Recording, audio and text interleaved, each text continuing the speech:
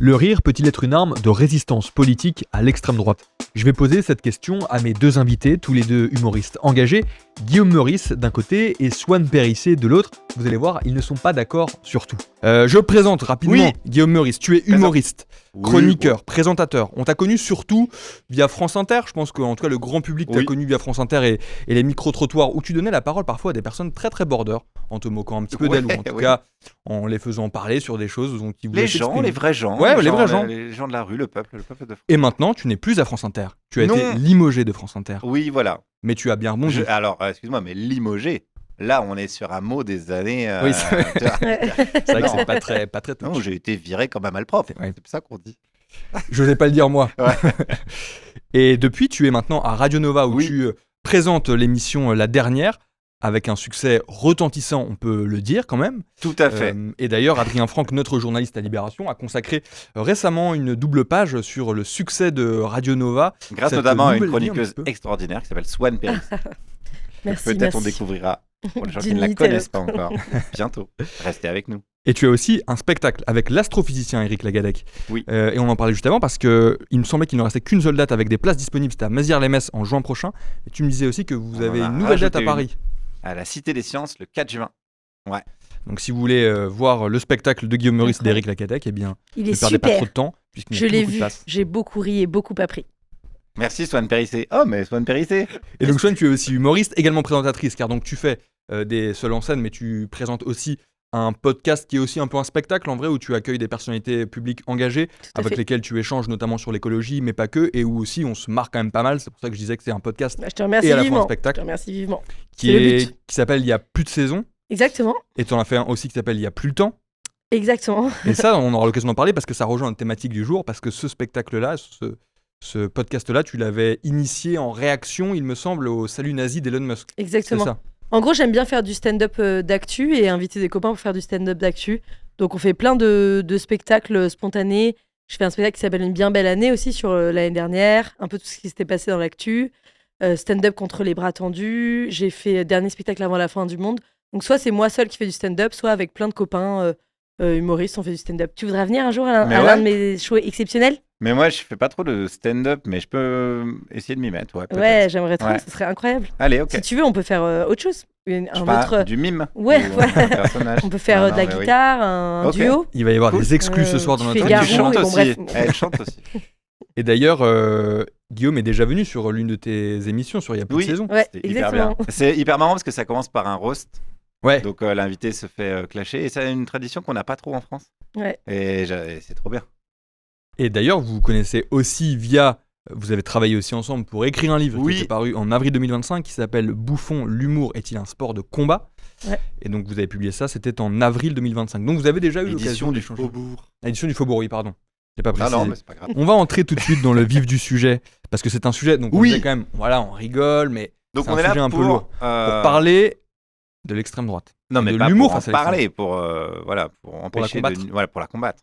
Tout à fait. Pour annihiler normalement dans une heure. Bon, dans une heure, il y a l'extrême droite en France. L'extrême droite, c'est terminé. On se concentre sur la France aujourd'hui, peut-être, puis on verra l'Europe. On est un peu fatigué. On est obligé de parler des États-Unis, Guillaume, mais écoute, arrête d'être dissipé. Ok, pardon. Ma première question, elle est un petit peu large, mais en fait, elle est quand même obligatoire pour cerner aussi les humoristes et les personnages que vous êtes. Parce que finalement, quand vous vous lancez dans l'humour, et il y en a plein des humoristes qui sont pas forcément politiques, vous auriez pu, quand vous êtes lancé, faire des blagues pas du tout engagées, pas du tout politiques. Et donc, j'aimerais bien savoir, l'un et l'autre, pourquoi est-ce que vous êtes devenus des humoristes engagés, vous ? J'aimerais bien que tu commences, Guillaume, parce que vu que ça fait 40 ans que tu es dans le métier, on sait pas. Est-ce que tu as déjà vraiment fait des blagues pas du tout politiques ? Mais non, mais moi, c'est l'inverse. De base, il y a des trucs qui me mettent un peu en colère. Je me dis, tiens, c'est pas normal, etc. Et je le transforme, j'essaye en tout cas de le transformer avec des blagues. Donc, ma raison de faire des chroniques, des livres et des spectacles, c'est plutôt pour parler de choses qui me mettent en colère. Et ce qui me met en colère dans la vie, c'est pas tellement que j'arrive pas à monter un meuble Ikea, mais c'est que, par exemple, les fachos aient table ouverte dans tous les médias en ce moment, sans que ça pose aucun problème. Donc, je traite ça avec ma pratique artistique à mon humble niveau. Quant à Swanou, elle n'a pas toujours fait ça. C'est pour ça que c'est plus intéressant, je pense, le parcours de Swanou. J'ai pas fait, j'ai pas toujours fait ça. Il y a eu deux choses. Je pense que dans la vie, la politique, ça me fascine et ça m'obsède. Donc forcément, quand tu es humoriste, tu parles un peu de de tout ce qui te concerne, ce qui te révolte, ce qui t'émeut. Et donc, j'ai commencé à parler de politique comme ça. Et aussi parce que j'ai eu une carrière avant d'influenceuse, alors vraiment l'influenceuse qui vendait des shampoings, du vernis à ongles, la nouvelle sortie de galettes au coquelicot de la brioche dorée. Et il y a une de ces infos qui est fausse, vous pouvez aller creuser dans mon passé. Et en gros, je gagnais plein de sous, j'étais entre guillemets connue, en tout cas c'est ce que je voulais.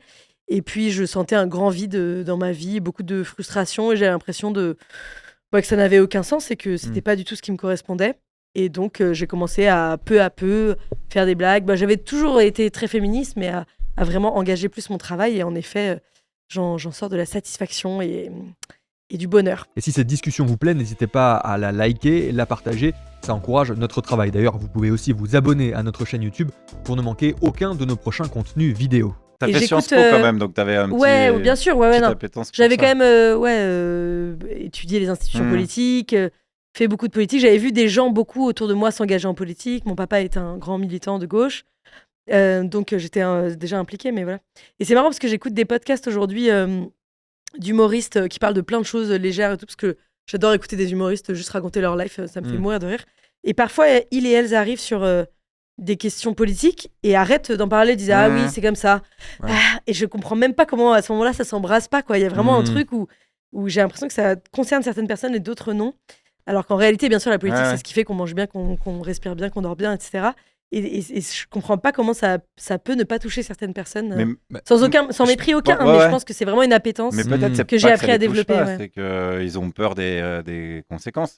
Franchement, ça peut se comprendre parce que dès que tu donnes ton avis, ça peut être risqué. Je pense qu'il y a beaucoup d'humoristes qui ont peur des conséquences, mais je pense qu'il y en a qui ont été éduqués aussi, où on leur a dit que ça les concernait pas. En fait, c'est Fatima Ouassa qui parle très bien de ça, qui explique que pourquoi les jeunes dans les banlieues ils s'emparent pas des questions écologiques, parce qu'on leur a martelé toute leur vie que c'était pas chez eux ici, donc en fait que leur terre leur appartenait pas.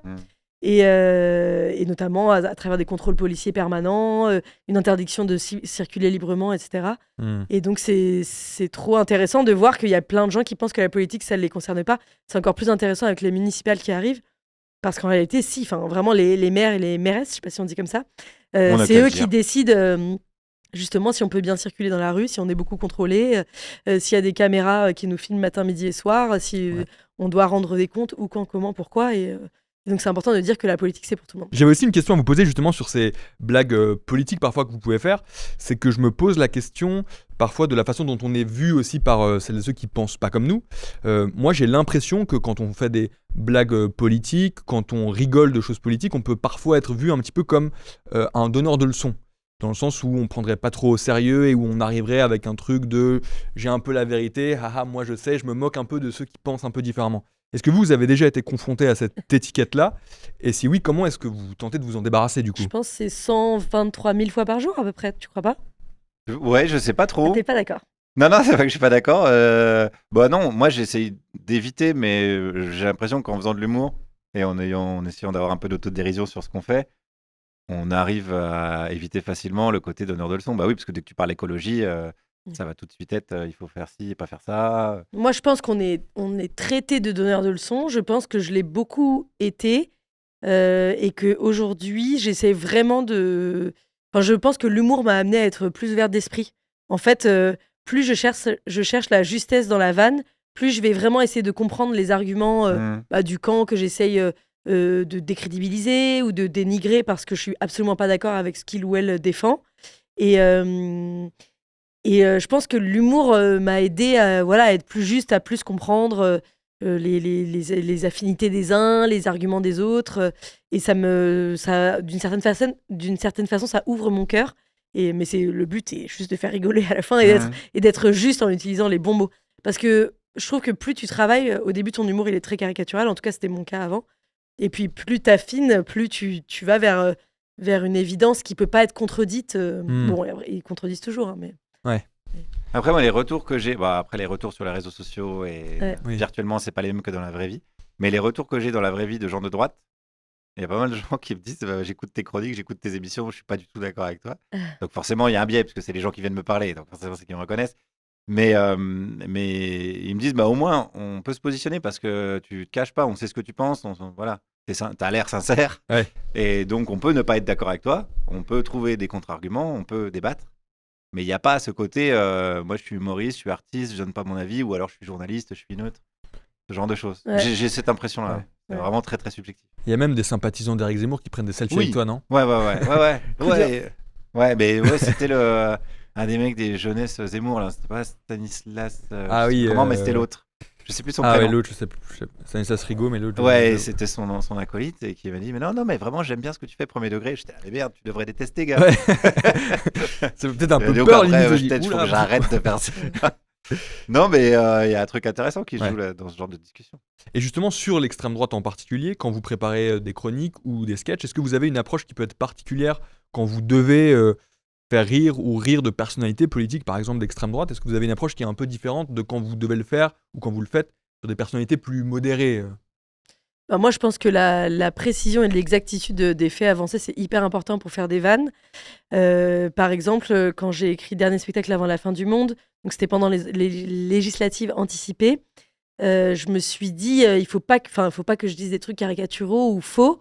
Et je me suis dit, je vais creuser le programme du Rassemblement national pour ces législatives anticipées, pour dire aux gens, mais regardez ces solutions-là. Parce que moi, quand je regarde les votes du RN, je vois bien qu'ils protègent les ultra-riches, ils protègent les privilèges, et qu'ils disent c'est la faute des trans, c'est la faute des immigrés.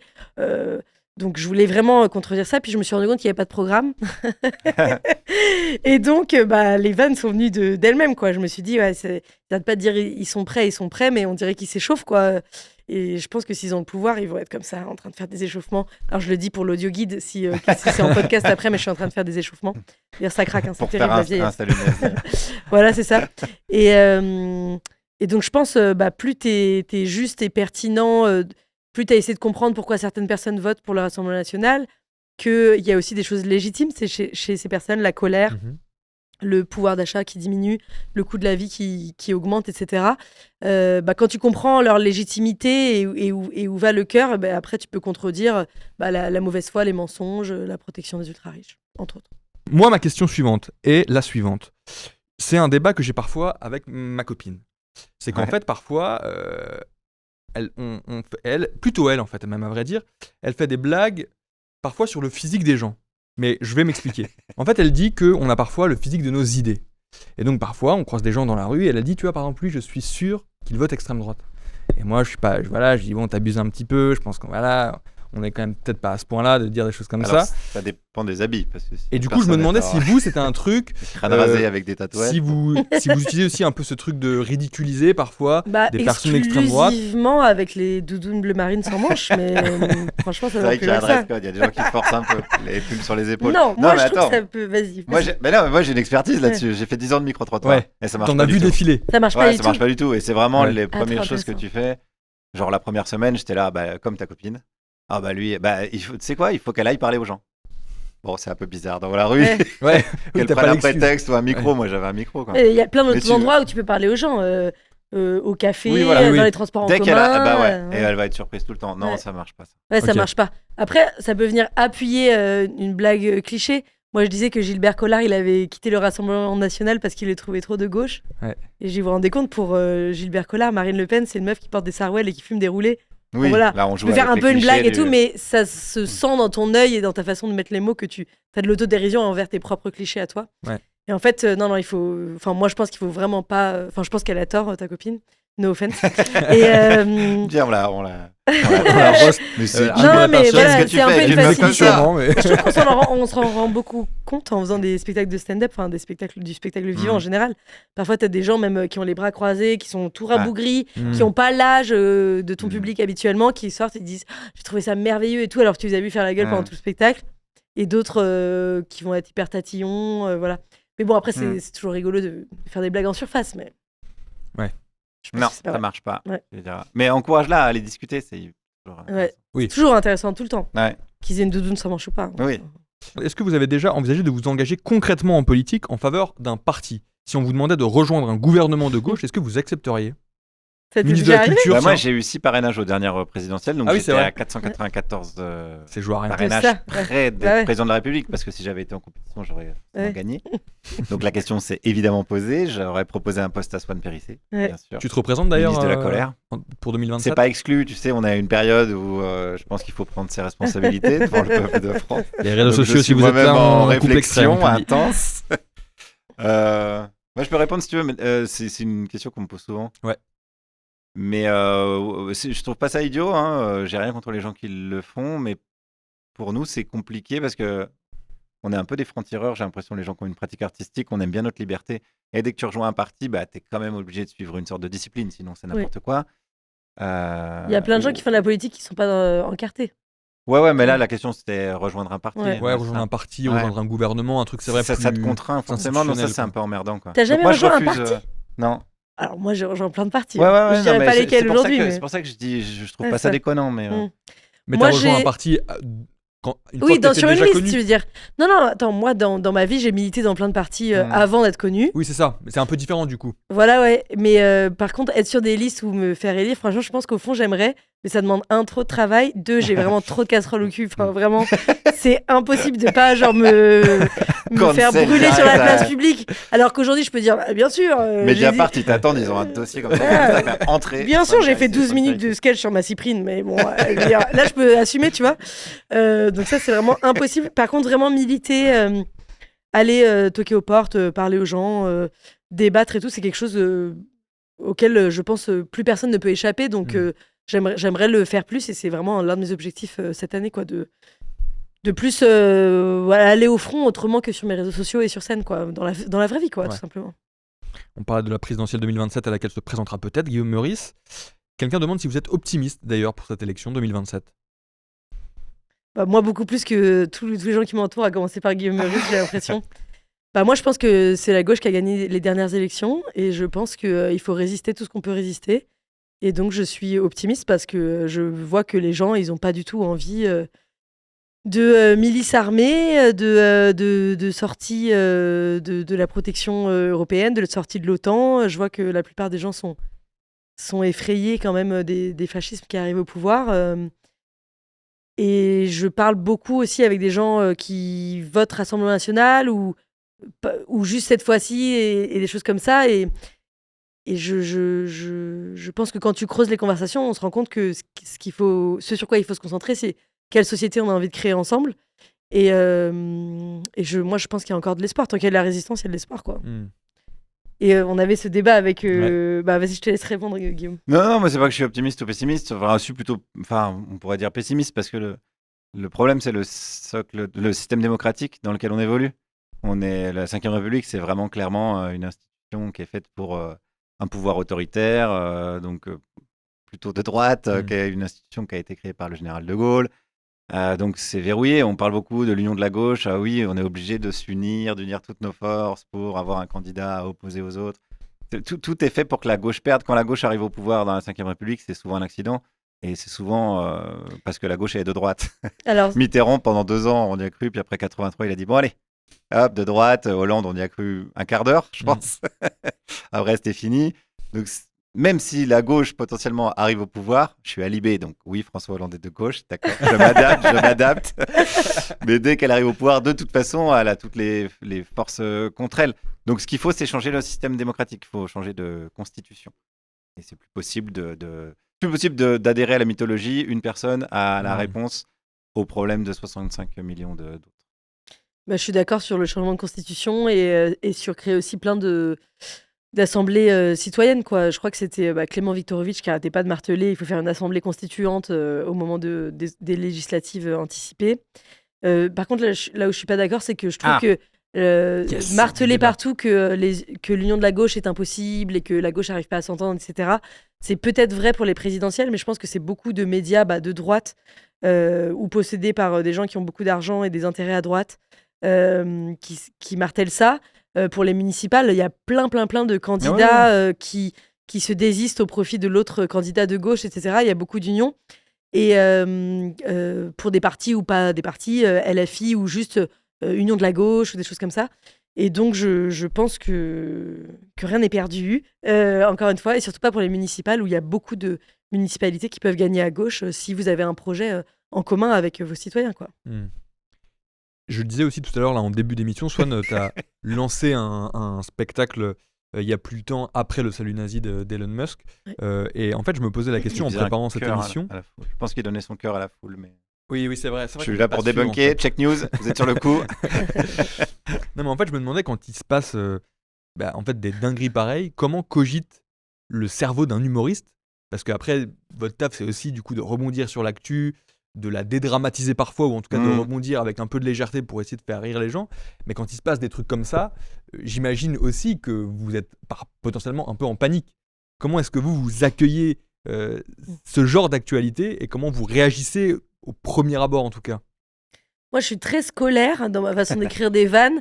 Donc, ça va être faire un pas en arrière et essayer de trouver des vannes. Donc, regarder, je sais pas, vraiment analyser son geste comme si c'était le geste d'un sportif et me dire, voilà, qu'est-ce qu'il prouve ou pas qu'il est nazi. Puis tout à coup, avoir encore un autre recul. Attends, je peux pas dire ça, je crois, publiquement, je sais pas. Oh, si, bon, tant pis. C'est dit. De toute façon, C'est bon, il n'y a personne je qui suis pas un procès près. nous écoute. Non, mais sinon, prendre du recul et me voir dans ma chambre, essayer de comparer avec des vidéos de salut nazi, prendre encore du recul, imaginer qu'il y a mon voisin qui me voit à travers ma fenêtre en train d'essayer de reconstituer le salut pour savoir si c'est nazi ou pas. Enfin, donc là, les vannes, elles viennent, quoi. Donc moi, je suis très scolaire.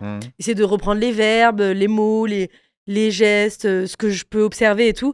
Donc, je sais pas, ouais, comme une espèce de dissociation technique pour pouvoir faire des vannes. Moi, j'avais fait des blagues sur CNews qui analysait le salut nazi. On aurait dit des commentateurs sportifs, ils repassaient au ralenti. Et en plus, c'est terrible parce qu'aujourd'hui, là, on dit oui, c'était juste après le salut nazi d'Elon Musk, virgule, et on enchaîne. Ouais. Mais il y a 6 mois, on n'aurait jamais dit ça. Enfin, c'est terrifiant, quoi. Tu vois, tu te dis, aujourd'hui, on le dit comme si c'était normal, c'est rentré dans l'actu. Et le deuxième mort blanc par Ice, alors qu'il y en avait 38 qui n'ont pas été filmés auparavant. Mais enfin, tu vois, c'est comme si on s'habituait à cette horreur. Ouais. Et donc voilà, moi, c'est le côté scolaire des vannes. Et toi? Ben, moi, ce qui me fait marrer, c'est surtout les justifications, mais c'est un peu ce que tu as dit sur CNews, c'est la manière qu'ils ont de justifier leurs gestes. En disant non, c'est pas du tout ce que vous croyez, vous avez pas vu le réel. C'est des gens qui aiment pas beaucoup la réalité, de toute façon, les gens d'extrême droite. Donc ça, c'est amusant. Et c'est moins amusant, c'est plus terrifiant avec Trump, je trouve. Parce que lui, il assume. Lui, on lui dit, vous êtes fasciste, il dit, ouais. Question suivante. Ouais. Donc il n'y a plus de non, attendez. Ce qui est encore rigolo avec Bardella et Le Pen, c'est qu'ils sont là, non, on n'est pas du tout l'extrême droite. Alors que, bon, voilà, tu as juste à aller sur un compte Facebook d'un de leurs soutiens et tu trouves des trucs de dingo. Donc là, l'absurdité, je la trouve là, moi. Quelqu'un demande si vous pensez qu'on peut faire de l'humour en cultivant la nuance. Waouh, c'est une super question. Ouais. Bah, plus que jamais, moi j'essaye en tout cas. Et c'est difficile parce que. J'allais vraiment dire non en fait. Non. Bah, j'essaye. Moi, c'est hyper difficile pour moi. Quand je fact-check pas ce sur quoi je fais des blagues, je fais plein de vannes, je suis là, c'est hilarant. Et après, je vérifie les faits. Et en fait, la vanne, elle fonctionne plus dans les faits. Mini-exemple que j'ai déjà donné, mais. Tu sais, Éric Ciotti s'était enfermé dans le local du 7e arrondissement, je crois. Et dans ma tête, c'était genre un vieux. Ah oui, le local des Républicains. Dans ma tête, c'était un vieux local. Donc, c'était hyper drôle de l'imaginer dans une petite cave nulle et tout. Tu sais, genre, tous les placards, t'as des vieilles chips, des nachos et tout pour les réunions, ou des cacahuètes et tout, des tucs. Et en fait, après, quand j'ai vu les images du local du 7e arrondissement des Républicains, c'était genre un immense immeuble haussmannien magnifique dans le 7e. Et donc, j'avais presque envie, ça m'arrive, hein, vous chercherez une vanne sur 100, on n'est pas fact-checké, beaucoup plus. Mais ça, excusez-moi, Swan Périssé, ça ne répond pas à la question. Pardon, excuse-moi. Là, ça parle de fact-checking et est-ce que tu t'autorises à. Bah oui, je pense qu'il faut cultiver la nuance, absolument. J'ai partagé une vidéo aujourd'hui d'Aurélien Barraud, je crois qu'il était invité sur C'est ce soir, si je ne m'abuse, ou c'est quoi le C'est ce soir de tous les dimanches politique. Peut-être. Ou c'est médiatique. Oui, c'est que des. Vous exagérez, c'est à vous, c'est vraiment vrai. Bon, bref, un truc avec C au début. Et où il disait, je ne répondrai pas au Trumpisme par du Trumpisme, avec de la caricature, de l'agressivité, etc. Je répondrai avec de la nuance. Voilà. Et il dit, ce qui manque, c'est pas de la science. Et voilà. Bon, bref, moi, je pense que c'est important. Et toi ? Ah, c'est un super débat, ça. Mais là, ça peut nous prendre des plombs. Non, mais c'est la question de la stratégie. Ouais. Oui, comment est-ce qu'on est le plus moi, je suis pour une sorte de bisounours énervé, quoi. bisounours déter, bisounours vénère. Mm. Je vais faire un tatouage. Non, mais dans le sens où ce qu'on prône, oui, c'est Ouais. l'accès aux droits pour de, etc. Je ne vais pas tout répéter. Ouais. Oui, on a un programme qui est considéré comme un programme de bisounours par le camp d'en face, à droite. Mais pour l'imposer, ce programme, il va falloir, comme je dis, l'imposer. Mm. Et ils vont pas nous faire de cadeaux. Dans l'histoire, ils n'ont jamais fait de cadeaux. Dans l'histoire, ça a toujours été violent. Et c'est pas nous qui imposons la violence à chaque fois. Nous, on fait des manifs avec des pancartes et des slogans. On s'assoit, on se colle les mains au sol Mm. avec de la glu. Ouais. Donc, à un moment donné, je pense, de toute façon, je suis d'accord théoriquement avec Aurélien Barraud. Je trouve ça très mignon et très louable de porter cette parole-là. C'est difficile de porter la parole de la violence derrière un micro, là, bien au chaud, à dire allez-y, battez-vous, parce que c'est pas moi qui vais y aller. Mais je trouve que quand même, il n'y a que ça qui fait bouger le pouvoir. Les Gilets jaunes, ils ont arraché quasiment rien, 100 balles et 2-3 trucs, quoi. La fin de l'écotaxe, des trucs un peu à la marge. Mais parce qu'il y a eu des mecs qui ont été péter des trucs sur les Champs-Élysées. Si ça avait été que des manifs comme on fait nous, ça n'aurait pas. Et donc, je dis pas il faut aller péter des trucs, mais aller péter des trucs. Je viens de le dire. Non, mais je dis pas. Non, mais ouais. je dis, je constate que ils sont dans un tel rapport de force violent qu'ils ne comprennent que la violence. C'est leur langage. Il y a un- Donc, oui, je trouve que c'est une posture un peu de dire non, il faut amener des fleurs au CRS. il y a un livre très intéressant sur ça dont vous avez Le sûrement sabotage, déjà. c'est une bonne piste. Ouais. Non, mais je vais Ouais. dans ton sens. Il y a un livre dont vous avez sûrement parlé ici déjà qui s'appelle Saint Luigi de Nicolas Framont, Ouais. qui raconte comment on instaure un rapport de force. Et il dit c'est très rarement, voilà, on s'asseyant autour d'une table, syndicat, patron, en disant oui, bah nous ne sommes pas d'accord. Qu'en pensez-vous? Ah, vous n'êtes pas d'accord? Bah d'accord. On Oui. va tout changer. Voilà, il raconte tous les moyens de violence qui ne sont pas faits contre des personnes. Et comment tu t'installes un rapport de force? D'abord en haussant le ton, en tapant le poing sur la table. C'est vrai. Puis il parle de séquestration, etc. Et il dit jamais il faut séquestrer, il faut tout casser. Mais il fait un peu un état des lieux de tout ce qui est possible dans les rapports de force. Mais je crois que la Il question t'oblige, concernait les vannes, Guillaume Et, Meurice. et sur les Oui. vannes, je crois que C'est c'est un. hors sujet. Bah, du coup, c'est vrai. La nuance dans les vannes. C'est vrai. Non, je crois que c'est pas une bonne idée d'avoir. Mais parce que quand tu es caricaturiste, tu utilises l'outrance. Ouais, c'est vrai. Donc c'est vraiment. Moi, je trouve que c'est un peu antinomique, quoi. Je peux pas. Moi, je C'est voudrais. difficile de faire une vanne outrancière ou caricaturale et après de dire Oui. non, mais en fait, je pensais pas vraiment ça. Bah, Oui, mais est-ce que tu arrives à faire des vannes en disant je pensais pas vraiment ça? Parce que moi, en fait, je pense que là, c'est de la théorie ce que je dis. J'arrive très bien à faire des vannes avec de la nuance.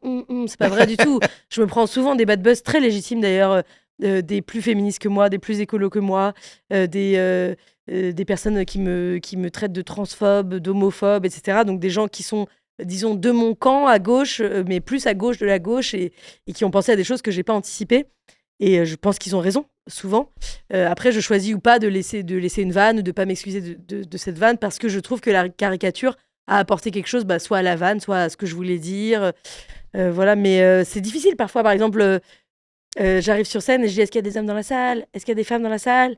Et donc maintenant, je dis est-ce qu'il y a des gens qui s'identifient comme femmes ou hommes dans la salle? Est-ce qu'il y a des gens qui s'identifient comme hommes ou pas dans la salle? Et j'en parlais avec un ami à moi non-binaire qui me disait il faudrait que tu dises est-ce qu'il y a des gens qui s'estiment sur une étape différente du spectre de la non-binarité? J'étais non, je vais pas faire cette vanne. Je vais pas faire cette vanne et je lui en veux pas en fait d'être juste. Et j'en veux pas aux personnes qui disent qui m'en veulent en fait de dire est-ce qu'il y a des hommes dans la salle, parce que c'est très binaire et c'est vraiment débilos de faire ça. Mais bon, voilà, il faut tout. Donc parfois je choisis de mettre les pieds dans le plat pour que ce soit rigolo, quoi. Une des questions qu'on se pose aussi là un peu depuis le début de nos discussions, c'est donc sur l'efficacité de l'humour en tant qu'arme, comme outil politique aussi. Et donc en préparant cette émission, je regardais notamment des passages en télé, en radio, mais quand par exemple Jordan Bardella était invité sur une émission et qu'il avait à un moment donné un humoriste en face de lui, comme c'est le cas dans beaucoup d'émissions. Et ce que je remarquais sur le cas particulier de Jordan Bardella, c'est que lui jouait plutôt très bien le jeu. En tout cas, je le voyais rire beaucoup sur des blagues qui étaient faites sur lui de la part d'un humoriste ou d'une humoriste en face de lui. Et donc je me posais cette question, est-ce que finalement quand il y a une séquence où Jordan Bardella est en train de se marrer, d'avoir de l'autodérision face à un ou une humoriste, est-ce que finalement c'est pas lui qui sort gagnant de cette petite séquence-là? Alors que finalement l'intention pouvait être inverse au départ. Qu'est-ce que vous en pensez, vous? Vas-y. Ouais, c'est hyper intéressant parce que c'est la phrase de Desproges qui est tout le temps détournée. Elle parle de ça. Quand Desproges, il dit on peut rire de tout, mais pas avec n'importe qui. Il veut pas dire il faut faire attention à qui on fait les blagues parce qu'on peut avoir des bad buzz. Et il dit ça dans une chronique face à Jean-Marie Le Pen, invité au tribunal des flagrants délires. Et Desproges, à la base, il veut pas venir à cette émission. Il hésite vachement à venir à cette émission. Et il est mal à l'aise de faire ça, sachant que Le Pen, il est hilar pendant toute l'émission, et parce que ça le fait marrer premier degré, sans doute. Et donc, alors, je sais jamais si on dit légitime ou légitimise. Voilà. Tu lui donnes une légitimité oui, c'est ça. en l'accueillant chez toi. Moi, ça fait longtemps que j'ai dit que je ne ferai pas de blague devant l'extrême droite. J'ai jamais eu l'occasion, l'occasion ne s'est pas présentée, mais sinon j'aurais dit non. Oui, c'est ce que je me demandais en préparant l'émission, parce que j'avais pas vu d'exemple comme ça sur France Inter, mais je me demandais si ça avait été le cas par exemple sur France Inter. Moi j'aurais dit non. Ok, ouais. Moi je ris pas avec ces gens-là, j'ai une limite. Gérald Darmanin, c'était ma limite. Oui, j'ai Je l'ai fait devant Gérald Darmanin, je dis voilà, c'est bon. Non, parce que je suis d'accord avec cette phrase des proches dans ce contexte-là et dans le vrai sens donc. C'est sûr que ça sert, de rigoler, d'avoir l'air chill, drôle. Je me souviens justement, j'avais des cours de rhétorique avec Clément Viktorovitch que je recite à Sciences Po. J'ai eu la chance de l'avoir en prof avant qu'il soit connu et tout. Il était trop fort. C'était le meilleur prof. On était 12 et tout, donc on a appris plein de choses et on avait regardé notamment une fois où Sarkozy était invité chez Quotidien. Et ils avaient un peu truqué son siège, donc quand il s'assoit, il descend tout en bas de la table, il est mort de rire, il est hyper détendu et tout. Et Clément, il adorait nous passer des passages, parce qu'on n'était que des gauchos et tout, de gens qu'on n'aimait pas et qui réussissaient à un plateau télé ou un débat. Et il nous demandait d'analyser pourquoi ces gens avaient réussi en fait à avoir l'air sympathique, etc. Et je voudrais juste dire, bien sûr, eux, ils ont raison de rigoler, d'avoir l'air cool, etc. devant des humoristes. Bien, je suis entièrement d'accord avec toi en tant qu'humoriste. Il ne faut pas faire des blagues devant ces gens-là, surtout pas essayer de les faire rire et les laisser rire de ce dont on parle. Mais je voudrais juste dire aussi que je pense qu'il faut éviter de se moquer de façon basse de Jordan Bardella. Quand il a dit où trouve-t-il toute cette énergie, etc. Et que tu avais quand même des gens, des gens très puissants autour d'eux, très habitués à la télévision, maquillés, photogéniques, qui se moquent de lui. Je comprends spontanément que ces personnes aient eu envie de ricaner, mais en fait, Jordan Bardella, sa politique, elle résonne beaucoup aux gens qui se sont sentis humiliés à l'école parce que c'est des systèmes qui parfois humilient, mettent à l'écart des gens. Il y a beaucoup d'agriculteurs, d'agricultrices qui se sentent méprisés, moqués par des politiques, notamment de gauche, qui ont fait n'importe quoi, qui n'ont pas écouté leur douleur, leur souffrance et qui n'ont pas tout simplement fait remonter les cahiers de doléances. Il y en avait vraiment eu dans les politiques. Et donc je pense qu'il faut les attaquer sur le fond. Et se moquer d'eux intelligemment, tu vois. Juste ricaner parce que la personne, tout à coup, est subjuguée par les lumières, les photos, les trucs, c'est pas malin. Si quelqu'un bégaye, que ce soit quelqu'un d'extrême droite, quelqu'un de droite, quelqu'un de gauche, il faut pas se moquer de cette personne parce qu'elle bégaye. Si elle a une crotte de nez, on va pas lui dire « Ah, il a une crotte de nez ». C'est ridicule. Dis-moi si j'ai une crotte de nez, c'est 100% d'accord avec toi. C'est perdu. Et d'ailleurs, est-ce que vous pensez du coup que c'est une belle image, Mais non, Et là, tu vois, comme je suis seul à réaliser, j'ai pas. Je mixe les deux plans, comme ça on voit bien le chargement. Est-ce que du coup vous pensez que par exemple les militants, personnalités publiques, personnalités politiques de gauche devraient être aussi parfois plus légères, devraient un peu plus jouer le jeu de l'humour aussi, notamment parce que c'est parfois un procès, en tout cas des attaques qui peuvent être faites à des personnes de gauche. Venant de gens de droite, mais qui disent les gens de gauche, vous êtes un peu chiants, vous rigolez de rien, vous nous reprenez dès qu'on dit un truc et tout. Qu'est-ce que vous en pensez? Chacun son rôle en vrai. Chacun son rôle, mais c'est une question de nature. Mais par exemple, Mélenchon, c'est un mec qui est capable d'être assez marrant. Et c'est vrai qu'il utilise assez rarement cette stratégie dans les médias. Ça lui arrive, il y a des petits passages où il a de la répartie, mais comme il est souvent emporté par ses élans, par sa colère, sa verve, par lui-même. Ça transparaît pas. Il y a plein de fois où je le vois à la télé ou dans les médias tenir un discours et dire putain c'est pas mal et il va vriller sur une question du journaliste en face et alors il dit putain t'aurais pu répondre avec une vanne, il en a la capacité, il fait pas, donc pas pour Mélenchon en particulier, pour les autres non. Je sais pas si il et elle ont le time. Je pense que les gens ils doivent être sincères, proches de leur propre personnalité. Je sais pas si il et elles ont le time, genre c'est ce que j'essaie de faire dans Il y a plus de saison. Camille Etienne, c'est une femme très drôle dans la vie, qui rebondit, qui est pleine de charme, qui fait des vannes et tout. Et je pense qu'elle n'a pas le temps sur les plateaux de télé. Elle est là pour donner des messages, etc. Et je pense qu'on sous-estime aussi le pouvoir des médias. Moi, ça m'est déjà arrivé de me faire inviter sur une grande émission télé, etc. Et il y avait l'un des présentateurs qui disait oui, vous dites que vous êtes féministe comme ci, comme ça. Et en fait, il résumait mon spectacle de la mauvaise façon. Et je lui ai dit, vous expliquez très mal. Et donc, genre, tout le monde a éclaté de rire, le public a applaudi, etc. Bien sûr, ça a été coupé au montage après. Parce que j'étais vive et intelligente, non, non, mais parce que en fait ça desservait un peu cette personne. Et donc en fait je pense que les clashs, je pense que les médias font bien ce qu'ils veulent des personnes qui racontent des trucs. Et donc voilà, ils ont des choses à dire, ils les disent très vite, quoi. Pour ça là on est sur Twitch, il y a pas de censure. Exactement, on peut dire ce qu'on veut. exactement. Là, il peut se passer n'importe quoi, il n'y aura pas de montage.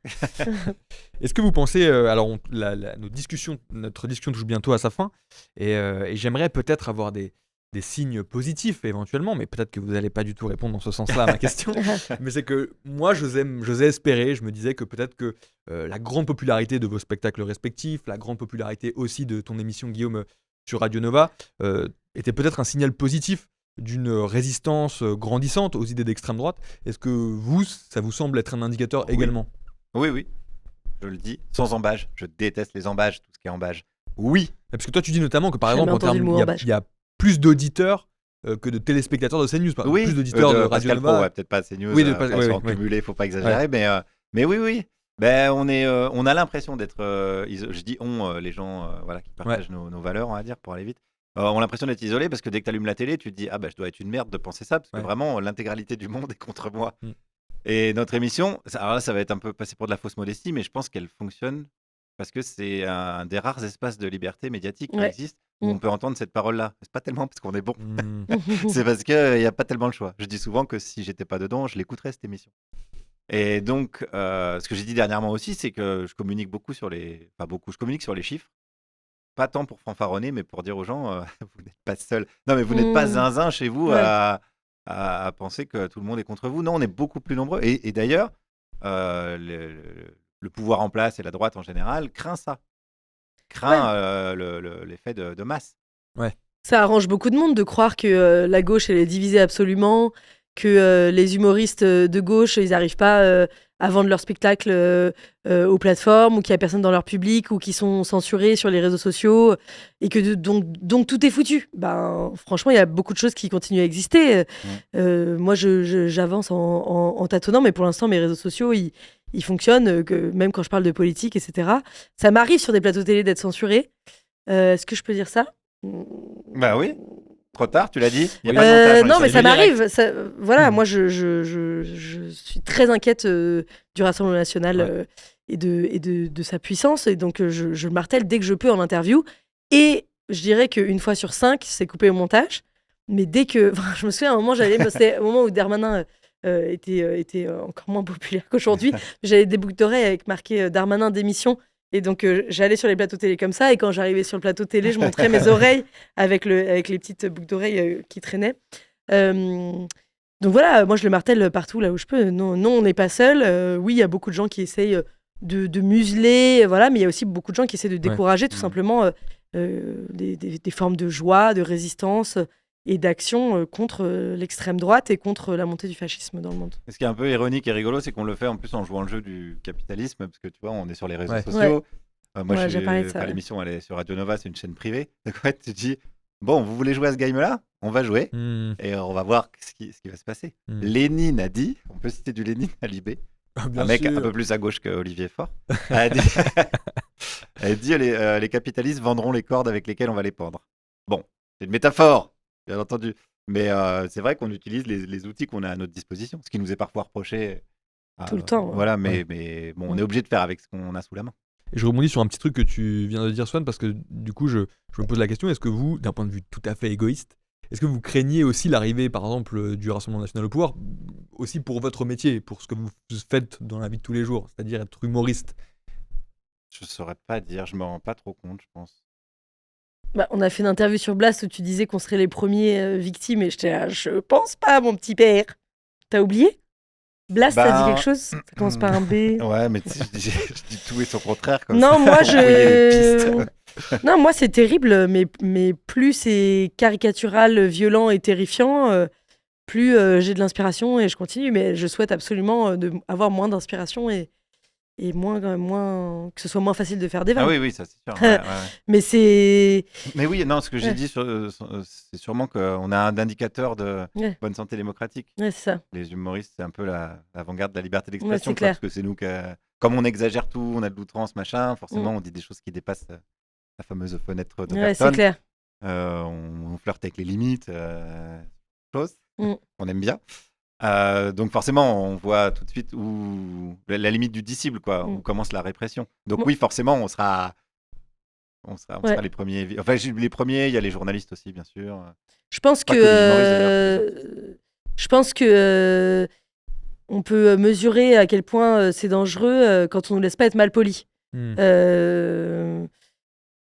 Il y a des émissions dans lesquelles je suis à la télé où j'ai été très mal poli envers le Rassemblement national et ils ont coupé ça en disant on ne peut pas être mal poli envers le Ouais, Rassemblement ouais. national.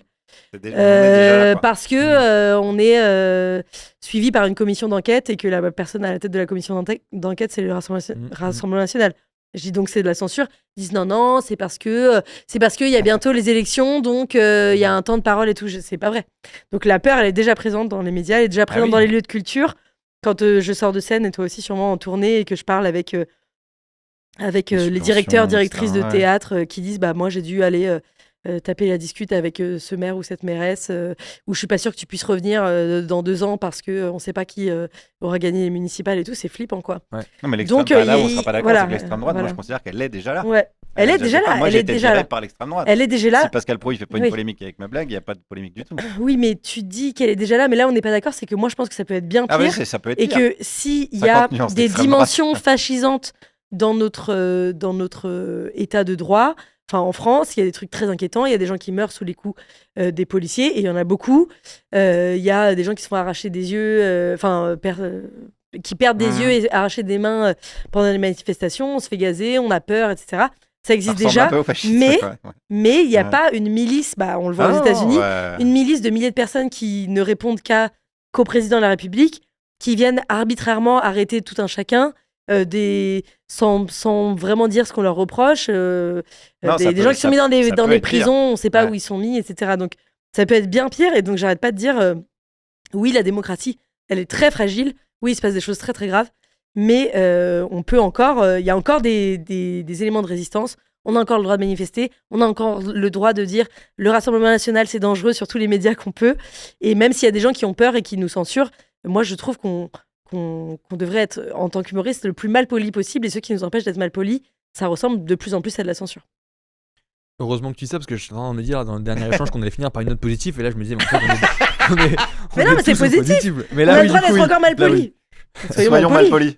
Et juste avant de vous libérer, est-ce que vous suivez vous un petit peu ces derniers temps là le procès en appel des assistants du Rassemblement national? Ouais. Et je me régale. Surtout le changement de ligne de défense est fou. Ouais. Et j'ai du mal à comprendre la stratégie. Parce qu'ils sont passés de non, on n'a rien fait, non, c'est pas nous, mais pas du tout, on ne connaît pas cette personne, bon, ok, on a fait tout ça, mais on savait pas qu'on n'avait pas le droit de le faire. Et je trouve ça fou. Et ouais. Une sorte Très bons avocats. Mais je sais pas en fait, parce que. Alors oui, c'est en appel, donc on n'est pas censé. On est censé tout oublier de la première instance et recommencer à zéro. Mais on se souvient de la première instance. Enfin, on était là, les juges, ils avaient la télé. Ouais, je sais pas du tout si ça Et je annule trouve complètement ça le dingo. premier procès. Un appel, normalement, c'est ça, mais dans les textes. Quoi. Ouais. Mais là, la stratégie a complètement changé. Donc, ils sont en train d'avouer qu'ils ont effectivement détourné du pognon. Mais tu sais, c'est toujours la stratégie. Est-ce qu'il faut mieux passer pour un magouilleur ou pour un con? Ouais. Donc, le premier, c'était le magouilleur. Le deuxième, c'est pour un con, quoi. Non, merci Changement beaucoup. de plateau. Merci. Antoine et Guillaume d'avoir été avec nous, Bravo, c'était trop bravo cool. à tous. Merci beaucoup, Il y a vous qui êtes cool. on a réussi à être léger et sérieux à la fois, franchement. Merci Et on beaucoup. a fait reculer le fascisme, là. J'ai les Et là, chiffres qui sont en train de tomber. terminé.